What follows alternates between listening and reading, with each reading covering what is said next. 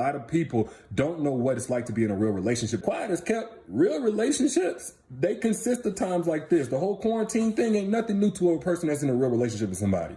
Whether it's a road trip for 38 hours, whether it's getting stuck at the airport, whether it's an overnight hospital visit because the children's sick or your partner is sick, whether it's going to go visit that person's family and they stay in the middle of Alabama, ain't nothing to do for 150 miles. I agree. Before you move in with someone, okay, this is marriage tip number 2. Go on a trip.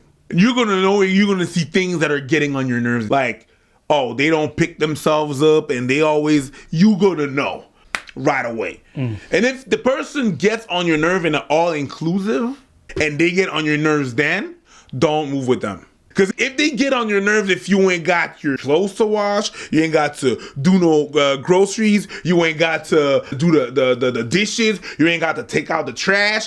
If all of that, all the chores are taken away and that person still gets on your nerves, do not, and I mean do not, move with them. Because when the real big shit comes in and you got to take out the trash, make some food, go get the groceries, go get the kids, this and that person is not participating, that person, yeah, you don't move with that person, ever. There are times where you're going to have to be up under somebody, man, and I'm looking at a lot of people who are struggling to be right there in the same space. Of course, you don't want to be up under the same person for like 24 hours a day, but you shouldn't be straight up miserable if you are in a relationship with somebody you chose, because the chemistry and compatibility will create your ability to be around them and y'all not be at each other's necks. You know what I'm saying? Y'all not feel like complete strangers. Get to know them. Talk to them. Not everything in a relationship is going to be relationship goals where you posted up, valet in front of the BMW i8 or some shit like that for Instagram. Sometimes y'all going to be up in the house and y'all going to be wearing some basic ass stuff all damn day. The hair ain't going to be done. The do-rag's going to be on. The bonnet's going to be on. And y'all really got to just talk and be with each other. That's a real relationship. So I need to say this, man. And I think this needs to be like a new rule. If y'all can't quarantine together, y'all probably don't need to be together. I gotta agree. Except this devotion a little bit, I gotta agree with him. It's just interesting, the idea of like, if you guys can't quarantine together, you probably shouldn't be together. It's interesting. That is to me. But it's not the definition of everybody. Like, there's some people that really, I've heard. Yeah. I'm gonna do an impression of a girl I heard at a bar talking to her man, okay? Go for it. Do it, preach. I heard this. Yo, seriously, like, you don't show me love. You don't show me that you love me. Like, yo, for real. Like, you don't, I mean, sometimes, shake the shit out of me, like, slap the fuck out of me. Hold on. Slap the fuck out of me. Like, you don't do nothing. It's like, do you want to eat this? Yeah, okay. And then that's it. Just like, slap the fuck out of me. Just say no. Say some shit. Like, you're always so nice. Just sometimes, I'm not in the mood. You don't do something. You never do shit. Show me something. You don't show me that you're alive. I want to feel you alive.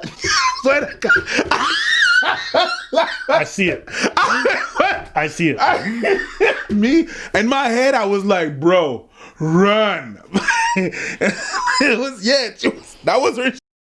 I mean, that's a very toxic form, a very toxic example. But to some people, there's levels to this shit, of course. Of course. I feel like it's interesting that not being able to be around someone for long, extended periods of time, we're talking weeks and months here, is somehow an indication that your relationship is no good. I'm just like, not exactly. I don't think so. I just find it interesting, the difference between tolerance and compromise and how we define the two differently. It just doesn't seem that clear to me, but I'm just observing. It's a thin line. Right? And we always say that relationships is about compromise.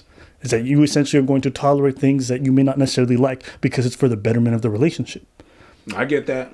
And so being in the personal space of someone, we're not talking about this is a weekend getaway. I mean, a quarantine is not just a 3-day trip. It's economically it's stressful. You may have lost your job financially. Your finances are really bad. You got to be uncertain about the future, paying bills. So for me, seeing couples struggle through this time is not the most abnormal thing, because aside from the individual struggles, You have to be around someone who you're not necessarily used to being around 24/7 for multiple weeks inside your home. It's not like you're on a vacation where you guys are breathing the fresh air and going to a great destination. The destination at the end of this quarantine is the destination after this quarantine is normal life. Which may or most likely wasn't that amazing to begin with. So I don't think that because people are heavily struggling through this time right now, that it's necessarily an indication that relationships are trash or this and that. I just also think there's a lot of stress on people right now, and very valid stress. And there's much uncertainty. What do you think about the fact that a lot of people are like filing for divorce right now? I'm not surprised. When I saw that, I was so confused because I'm like, how are you doing lawyers' appointments? Over Skype? We've had lawyers appointments. That is so true. We did. She might be like, "Can I get your services over Skype? I want to get rid of this beside me." It's up where you just have to Skype from a different room. Like she is in the living room, you're in there, and then you just okay. Well, I'm just gonna put Miss Jones. I don't know, Miss Jones. I'm gonna put you on mute right now. You're right. It's just I've paid for lawyer services before. It's so expensive, and the idea of getting shafted is bad enough, but to get shafted in the ass via Skype? Hey, technology. Oh man, that's brutal. People are filing for divorces. Yeah, I think it's time for us to amend all the wedding vows that we've written up until now. This whole death to us part. Let's add till quarantine do us part. All right. Let's add till the girl next door is way hotter than you do us part. I'm gonna be with you through thick and thin, unless the girl next door is really thick and thin. C'est tellement ça. C'est tellement ça. People need to change these vows. It was brutal. I will never hear wedding vows and take them seriously ever again. It's pathetic. We're 2 weeks into the quarantine. We haven't even hit a month. Not and yet. People have already given up. Yeah. You know how much little time you have to spend with your significant other to be like, okay, I'm done. You been tested? I have. I've been tested. Actually, I found out this morning, Oprah, that I tested positive. So, I'm not surprised. As soon as I heard that Idris was potentially exposed, I mean, I was on my way anyways, and I wanted to be with him. I think that's an instinct as a wife. You just want to go and take care. We didn't change the way we I could have made a decision to put myself maybe in a separate room or stay away, and I'm sure that people... So for those who didn't catch that, Idris Elba, he got diagnosed with the coronavirus probably like a week ago or something like that. And his wife, should I say, she decided she wanted to quarantine with him instead of getting a whole nother house or just staying away from him. And now she also has... I looked in the comments and I saw hella people talking about how crazy she is. They think it's fake, matter of fact, because she seems so upbeat and happy, but they think she's crazy for not quarantining away from him. So let me say this. That woman ain't crazy. That woman is committed. That wife is committed. They just both got the virus. she got it from him. Do they have kids? No. Oh. Well, this is not even risky to kids, so it doesn't even matter. It's not the point.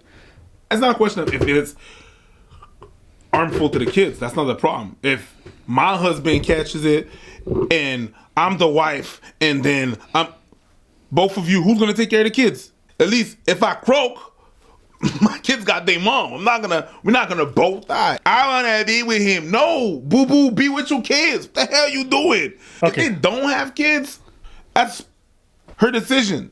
You know, it affects a lot of people, but it's a decision. I don't think it's the smartest decision, but devoted, I think it's kind of stupid, to be honest with you. Even I don't have any kids. My girl, I would be like, yo, stay away from me. Stay away from me. I'm good. I'm gonna stay in this room, you stay in that room, and that's gonna be that. And you don't step in the room. Close the door, everything. Quarantine the whole fucking shit. You won't feed me, you leave the food at the door, and that's it. That's to me that. But devotion? I wouldn't call it devotion. I don't think it's a sign of commitment to say that you're going to take a virus on just because your partner has it. I mean, it's fake devotion. It's stupidity. There's some things that people do. They make it look like romance and passion, and it's just straight up stupidity. If you jump, I'm gonna jump with you. No, bitch, live. I see some things sometimes on the web, and it's just like, just quotes or some people, some corny Relationship goals. relationship goals. It's just like, that's dumb shit. That's it for today's video.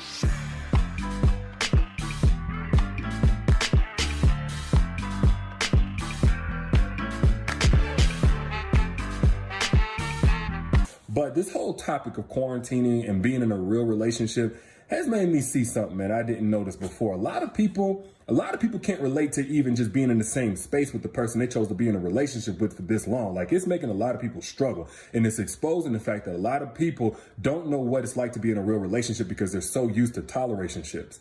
I was with him until he said toleration shit. That was so boy, but I know what he means though, and he's not wrong. I gotta give it to him. The quote, it was a bit corny, but I ain't mad. There's a lot of people that wasn't tolerant. They were just tolerating each other? Yes. Isn't that most relationships? You tolerate each other to a point. This works as long as I don't got to be with you 5 hours a day. Then it's too much. And that's most people.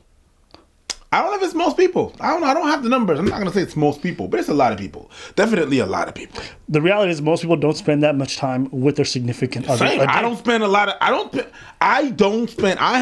yo, bruv, it's been what, 2 fucking weeks now? Mm-mm. I'm always there. My girl's happy about that. Right. I'm never home. Usually, but I mean, we cool. I'm saying there's a lot of people out there, they just cannot stand to be alone. They haven't learned this process in their life to be alone, so they can't stand it. Therefore, they hook up with anybody and they stay there in that relationship when that relationship is garbage. Trash stand. But what makes it trash? The fact that they can't be together for long periods of time? Isn't that called compromise? No, not necessarily. I feel like most couples tolerate each other. But when we say it like it's a bad thing. Bruv, most old couples I know spend little to no time with, like, they'll sit each other silently or they'll try. That's most couples. Possible, yeah. There's a difference between, I've said everything I had to say to that lady because we've been together 60 years. You know what I mean? At some point, you're not going to say as much in the first time you met. You're not going to talk. You're not going to talk. See each other. No, things are just going to be automatic. Difference. You know what I mean? Of course, it's going to be automatic. I mean, if I spend enough time with some of my homies, I'm going to be able to complete their sentences. Sure. So, of course, with my wife, at some point, sometimes, it's like, we don't talk because we ain't got to talk. It's the difference between I don't talk because I don't have to and I don't want to talk because I hate this. There is a difference. Look at him. Look at him. You ain't doing nothing up in here. I'm thinking of all the old couples I've ever seen. And all of them, it's just, remember we talked about this where it's just like the man is just very quiet about everything, doesn't talk. Yeah. And the woman takes up all the space. Yeah. And the man's just giving up. Yeah. I feel like that's just relationships. I don't know. I try to work it not to be like that. But that's most relationships. I ain't mad at you. I don't think it's quite what I'm talking about because it's this degree and level to this. If you meet my dad and my mom is there, you won't get to know my dad. Because my mom takes up all the space.